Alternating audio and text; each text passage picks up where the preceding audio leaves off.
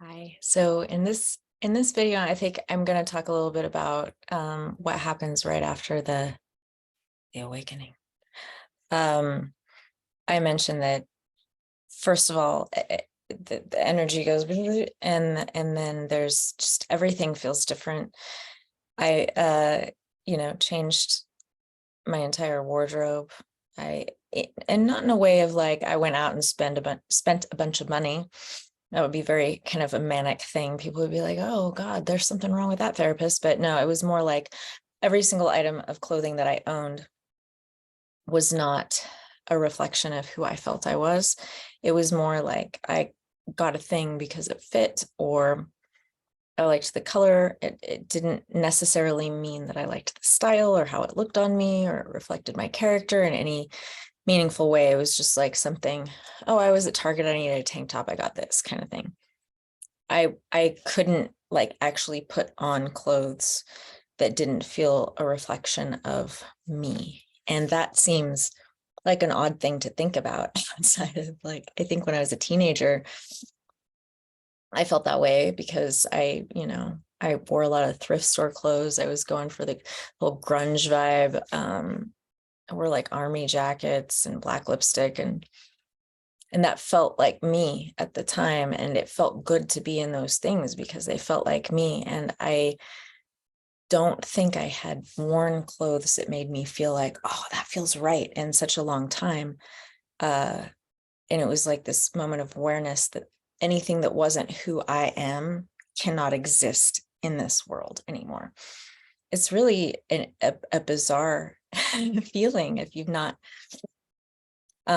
really had awareness around that before, and I think for all of my friends around my age, when anyone would get a new thing, we'd like encourage each other. Oh my gosh, that looks so great on you. Like that's a thing that happens like in middle age with your support system. But how many people, at least in the systems they're stuck in or confined to with like the jobs they have, are allowed to really shine in whatever way that they want to? A lot of people aren't. Like I know that even my first job out of grad school, I have a tattoo that I got when I was like 21. I think it was on my 21st birthday, and it's on my ankle, and it's a bad like Japanese symbol, not bad, but it's like just cliche Japanese symbol for fate on my ankle, and they wanted me to put a band-aid over it to not offend patients. Like, to that level, you can't always shine. And it became impossible for me to hide or try to like mold at that point. It was probably just, it feels very subtle when I say it, but it was actually visceral. Like almost I could have, I'm gonna say something dramatic, and it's because I'm dramatic, but I'm not minimizing it or being outlandish when I say I would have rather ripped my skin off than put something on my body that wasn't a reflection of who I felt I was at the time. And part of that was, this is authentic coffee, I love it. Part of that was that I couldn't adhere to what were, how do I word this? What were traditional gender norms of expression of gender through clothing. And it took me a while to understand that that my insides had to match my outsides for the first time. So when Kundalini rose, I couldn't be fake about anything anymore. And so what was inside of me would have to be showing on the outside. And I didn't understand right away, but of like all of my zodiac signs, I have 8 of my signs in my chart are masculine. And so I've never really felt super comfortable in like girly stuff, but I love lipstick and I like to wear heels, but my clothes, I've never been like, I don't really want to dress. But so where I was at that point in my transformation was very much like, I would prefer to wear clothes that were more androgynous. And so a lot of the clothes I had that I didn't like, that were like feminine in a way that's mainstream, you know, like what you'd see at Target, or you just like bland, nothing new thought. It was all like copy paste, copy paste. I just couldn't put that on my body anymore. So I ended up shopping consignment or thrift, like things that are out of rotation in the world. This shirt was at a vintage store, and it's like tailored for a woman, but it feels more authentic to me because of how it feels on my skin. It's probably from like 1960. It felt better. So I got rid of everything that didn't feel like good and started slowly collecting things that felt really, really right on my body. And that was the first thing I noticed, outside of the fact that, wow, I don't want to eat food anymore. But to that point, to segue, food and Kundalini, I think almost every person can relate to the fact that the world is very overwhelming with the messaging you get around food and health. And I worked in healthcare for 10 years, and specifically like working with people who had chronic illness because of their choices, especially dietary choices. So I worked with dietitians, I worked with exercise physiologists, I worked with physicians, specialists, and all of them offered a lot of data around what does and doesn't work and why, and what's good for your body versus not. And we get so much messaging around like, well, keto is the way, or vegan, or gluten-free, or there's all these like messages coming our way, and we're all these like unique beings. And so to like have one way that all of us must live and thrive is really hard to like be successful with. And it's really confusing, especially if you're getting all the mixed messaging. And I can speak for myself to say that I've put myself through quite a bit of torture around like dieting or new lifestyle changes, or I'm turning a new leaf, I'm gonna blah blah blah, and then that lasts for a while, but it doesn't feel good, and you feel like you're depriving yourself, and then you get kind of depressed. So honestly, one of the most incredible things that I experienced right away was this total shedding of all that. As soon as the awakening happened, I no longer aligned with any of the messaging that I had gotten my entire life. And I mean, I had an eating disorder in junior high, and then when I modeled as a young adult, and I got down to just horrible, tiny weights. And I just didn't have access to that anymore, if that makes sense. Like if someone just like sucked out all of the messaging that you'd gotten your entire life into a syringe of like disordered food thought, it just went and went away. And then I was like this brand new being looking around going, what now? You know, and I couldn't put things in my body that weren't made of food, which sounds weird, because why should you put something in your body that isn't made of food? Well, there are a lot of things that we put in our body that aren't made of food. And I just couldn't have any of them anymore. Like I wouldn't take a sip of like a soda that was blue, or, you know, for example, because I have a daughter who would drink things that are made of not things. And so she'd be like, you want a sip? And I'm like, no, but it tastes good. No, like it was like,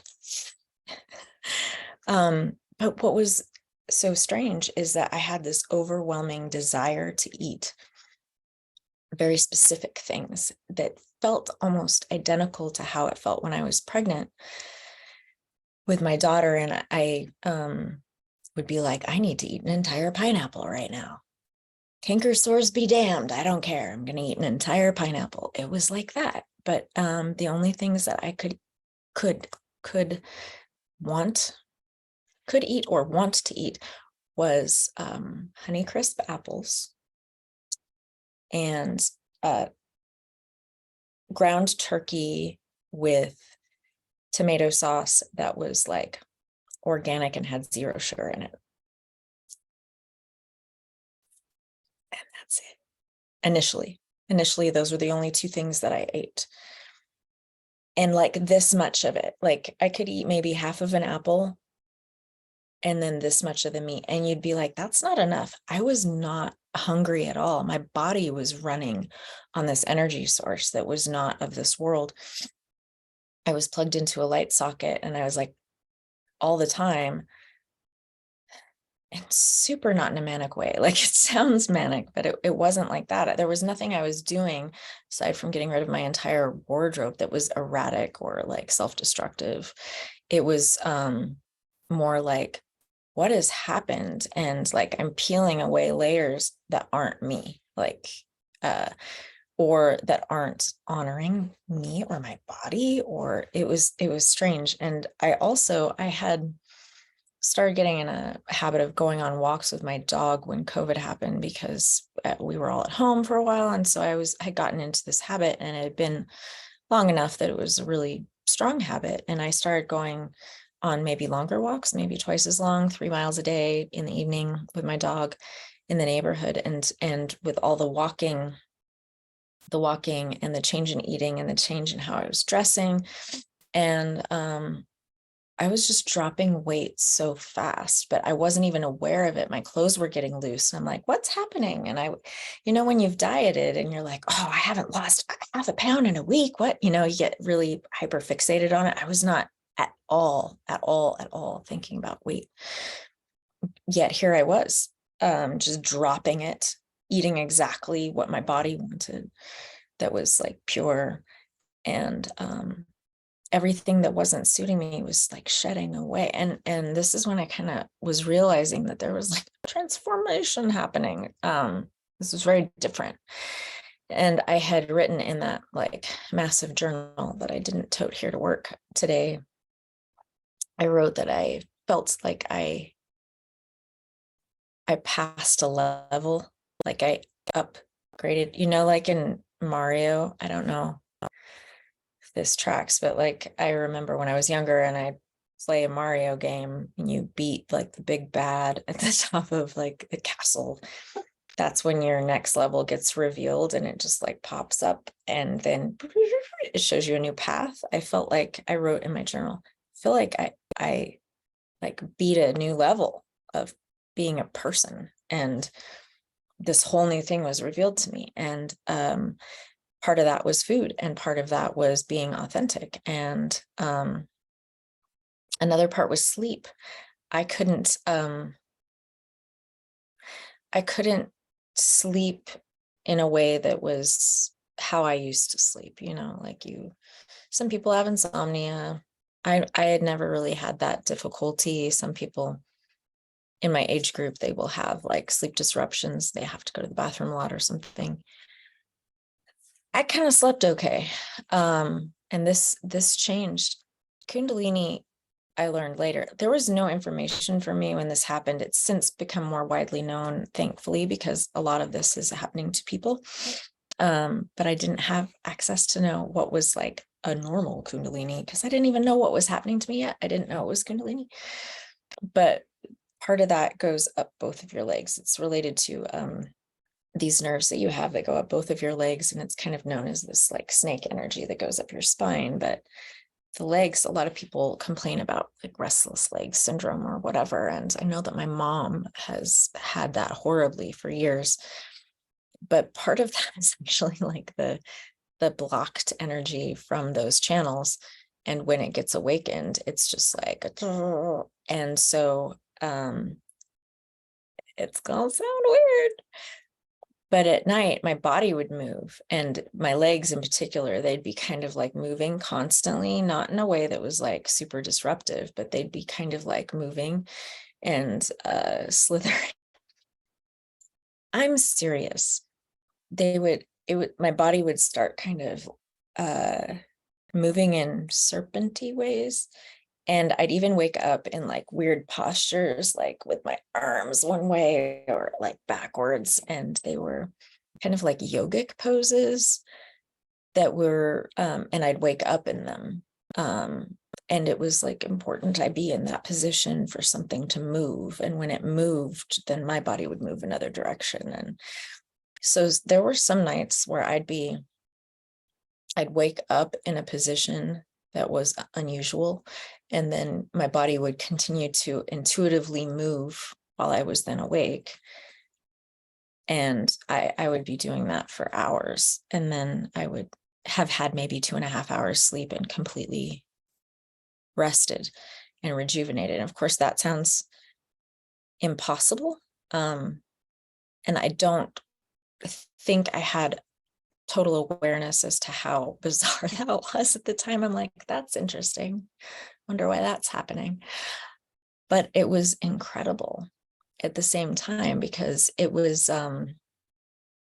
it feels very much like I was creating this like chrysalis where I was transforming inside of it. And that chrysalis was, the pod of my world, with my home, my daughter, my work, my friends.